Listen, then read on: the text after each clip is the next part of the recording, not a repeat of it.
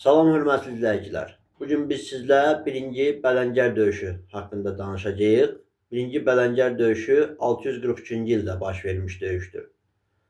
Bu döyüş Xəzər tayfaları ilə Ərəb qoşunları arasında, Ərəb dövləti arasında baş vermişdir deyə bilərik. Niyə bəs Xəzər tayfaları deyirik? Çünki hələ 650-ci ilə qədər Xəzər xəqanlığı yaranmamışdır.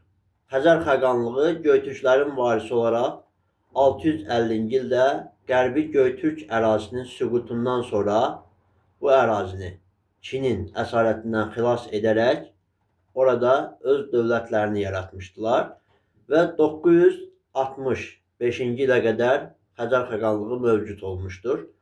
Xəzər xəqanlığına son qoyan Kiyev knyazı Svyatoslav idi. Ərəb dövləti isə bildiyimiz kimi Məhəmməd Peyğəmbər tərəfindən 630-cu ildə yaranmışdır və bu döyüşdə artıq Ərəb bir dövlət idi. Ona görə də biz deyirik ki, 643-cü ildə baş vermiş 1-ci Bələngər döyüşündə Xəzər tayfaları ilə Ərəb dövləti arasında bu döyüş baş verir və ərəblər məğlub olacaq.